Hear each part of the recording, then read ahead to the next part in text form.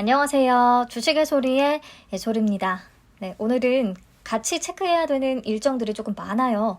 어찌 보면 이게 제 계획표라고 할 수 있겠는데 먼저 VC의 수요 예측 결과가 발표가 됐고요. 그리고 스톤브리지 벤처스와 하나금융 21호 스펙의 결과도 오늘 다 같이 나옵니다. 스펙은 이미 나왔어요. 그리고 퓨런티어가 지금 유한타증권이 계속 에러가 나서 사람들을 미치게 하고 있는데 1일차 마감 상황 어찌됐든 체크를 한번 해야 되고요. 그리고 풍원정밀의 기업 분석도 해야 되는 게 오늘의 저희의 일정이자 여러분들이 체크해야 되는 오늘의 포인트 되겠습니다. 바쁘니까 VC 수요 예측 결과부터 바로 만나보시죠. 우선 경쟁률은 190.59 대 1, 기관은 딱 332곳이 참여했어요. 사실 비교해서 보지 않아도 딱 낮은 수준이기는 한데 작년에 진행됐던 마인즈랩, 바이옵트로, 차백신연구소, 롯데렌탈과 비슷한 수준입니다. 다들 경쟁률이 낮은 친구들이었죠. 상장일의 성과는 조금 제각각이기는 했지만. 다음, 신청가격 분포표를 보면 제시한 공모가 밴드가 15,000원에서 19,500원이었거든요. 근데 밴드 상단인 19,500원 이상을 제시한 비율이 76.19%, 신청 수량 기준으로요. 그리고 표에서 확인이 되지는 않지만 밴드 상단을 초과한 비율은 44.86% 정도가 됩니다. 다른 인기 공모주들에 비해서는 확연히 낮은 수치고요. 그리고 특히 밴드 하단 15,000원 미만을 제시한 비율이 12.61%나 있어요. 그리고 참여 건수 기준으로 보자면 훨씬 더 높습니다. 22.59%. 즉, 수요 예측에 참여한 총 기관들 중에서 22.59%에 달하는 기관들이 밴드 하단 미만을 적어냈다는 거죠. 그 가격을. 네. 우리도 막 VC 기업 분석할 때 공모가 산정 부분에 있어서 가장 의심을 품었잖아요. 부정적으로 봤고. 가민이라는 해외 기업을 포함을 시켜서 공모가가 뻥튀기 됐다. 네. 기관들도 당연히 마찬가지 시각이었을 것 같네요. 네, 그런데 생각보다 의무 보유 확약 비율이 높습니다. 신청 수량 기준으로 19.94%, 참여 건수 기준으로 계산하면 11.75%인데요. 수량 기준 19.94%나 돼요. 그리고 3개월 확약을 신청한 기관들이 꽤 많았네요. 보니까. 아무튼 결국에 의무 보유 확약 비율만 놓고 보자면 퓨런티어보다도 높은 거죠. 네, 경쟁률과 가격 분포표 대비해서 조금 의외의 결과가 나왔습니다. 어떻게 된 건지 기관별로 신청 현황을 살펴보면 우선 기타 기관의 참여율이 좀 높았고요. 의무 보유 확약을 신청한 대부분의 기관들이 모두 신청할 수 있는 최고 수량인 75만 주를 신청했습니다. 즉, VC에 관심을 가진 기관들이 그렇게 많지는 않았지만 적어도 수요 예측에 참여했던 이 기관들 중에서는 VC에 무한한 신뢰를 보낸 최고 수량을 확약 신청한 36개 정도의 기관이 있었다. 이렇게 볼 수 있겠어요. 뭔가 마니아층이 있었다? 네. 근데 그렇기는 하지만 경쟁률이 낮고 신청 가격 분포표가 좋지는 않아서 공모가는 밴드 하단에 확정이 됐습니다. 15,000원. 그러면 공모 규모는 약 150억 원, 예상 시총은 약 1,048억 원 정도가 되겠네요. 네, 청약일과 환불을 체크하시고요. 상장은 24일로 예정이 되어 있습니다. 한국투자증권에서 청약 가능하고요. 자, 넘어가서 상장 직후에 유통 가능한 주식 수는 비율로 44.2%나 됐었죠. 기존 주주 비율은 29.9%로 높고요. 그나마 다행히 공모가가 밴드 하단에 결정이 되면서 유통 가능 금액, 유통 시총이 463억 원으로 내려가기는 했습니다. 근데 VC는 상장 직후에 바로 행사가 가능한 주식 매수 선택권이 또 5% 정도 존재했죠.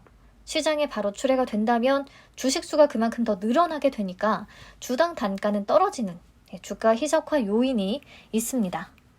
그래서 여기까지 수요 예측 결과만 정리를 우선 하자면 경쟁률이 낮고 기관들의 공모가에 대한 평가도 좋지 않았고 그래서 밴드 하단에 결정이 됐고 이게 그나마 다행이고 근데 경쟁률이나 가격 분포표에 비해서 의무 보유 확약 비율은 높았고 참여한 기관 대부분이 최대 수량까지 확약을 신청했다는 거. VC에 대한 마니아층이 있었다라고 보이고 유통 물량 측면에서는 그래도 단점이 존재하는 회사라고 할 수 있겠습니다. 자, 그런데 쭉 보니까요. 마인즈랩하고 수요 예측 결과가 매우 비슷해요. 경쟁률은 낮은데 의무 보유 확약 비율은 높은. 당시에 저 포함 많은 분들이 마인즈랩은 패스했는데 상장일에 공모가 대비 30% 정도 상승하는 모습을 보여줬었거든요. 그래서 마인즈랩하고 비교할 수 있는 표를 만들었고요. 보시면 경쟁률 둘 다 190대였고 확약 비율이 또 둘 다 19%대예요. 어찌된 게 참여한 기관 수마저 똑같았네요. 확약 신청에. 그리고 유통 가능 물량이 40% 넘는 것도 비슷하고요.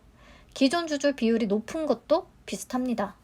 근데 차이가 있다면 VC는 공모가를 밴드 하단에 결정했다는 거. 신청 가격 분포표가 너무 안 좋았잖아요. 마인즈랩과 비교해서 보면 훨씬 떨어지죠, 내용이. 그래서 마인즈랩은 공모가가 상단에 결정이 됐었고 VC는 하단에 결정이 됐다는 거. 근데 그래서 VC가 뭐 가격 메리트가 생겼다고 생각할 수도 있겠지만 그냥 하단 가격에 결정이 될 만했으니 그렇게 된 거다라고 볼 수도 있겠죠. 그리고 유통가능 금액은 VC가 더 낮기는 합니다. 이 금액이 낮을수록 상장일에 매수세가 붙었을 때 상승할 가능성이 더 높아지니까 이 부분에서는 VC가 더 유리하다고 볼 수도 있겠습니다. 자, 그래서 VC가 가격 측면에서 왠지 좀 나은 것 같고 밴드 하단이니까, 그리고 의무 보유 확약 비율도 조금 더 높고 유통가능 금액이 더 낮으니까 VC처럼 수익을 낼 가능성이 뭐 있지 않겠냐라고 생각하는 분들이 분명히 계실 거예요. 우선 그러면 낮아진 공모가가 매력적인 수준인지부터 다시 계산을 해봅시다. 확정 공모가 기준 시가총액을 21년 3분기 연환산 순이익으로 나눠주면 VC의 PER은 12.33배가 됩니다. 나머지 국내 골프존이 오늘자 기준으로 10.18배, 파인 디지털은 14.18배 정도 되거든요. 그러면 국내 기업들만 놓고 비교를 했을 때 그래도 그냥 무난한 수준이다라고 보여지기는 하네요. 뭐 매력적인 가격은 아니지만. 그렇다면 우린 최종 결정을 어떻게 해야 될까? 자, 낮은 경쟁률과 높은 유통 물량, 공모가에 대한 부정적인 기관들의 평가, 그리고 골프 거리 측정기 시장에 대한 한계, 이런 부분이 더 부각된다라고 생각하는 분들은 패스하시면 되는 거고요.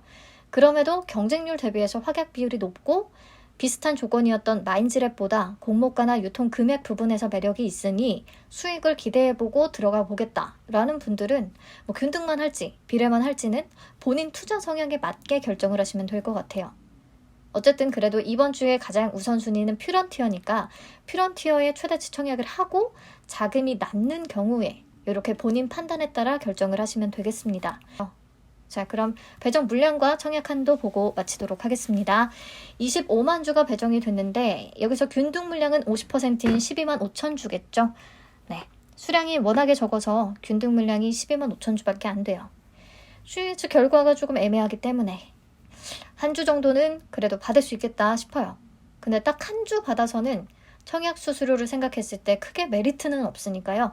균등만 하실 분들은 청약일에 몇 주 정도가 예상이 되는지 추이를 지켜보면서 결정하시는 게 좋겠습니다. 그리고 청약 한도, 공모가가 변경이 돼서 증거금액 변동이 있으니까 체크해 주시고요. 최소 청약 주량은 10주 75,000원 되겠습니다. 네, 아무튼 최종 결정은 내일 풍원정밀의 수요일치 결과까지 확인한 뒤에 하기로 하고요. 저도 빨리 다른 기업들 내용 확인해야 될 것 같아서 이만 가볼게요. 감사합니다.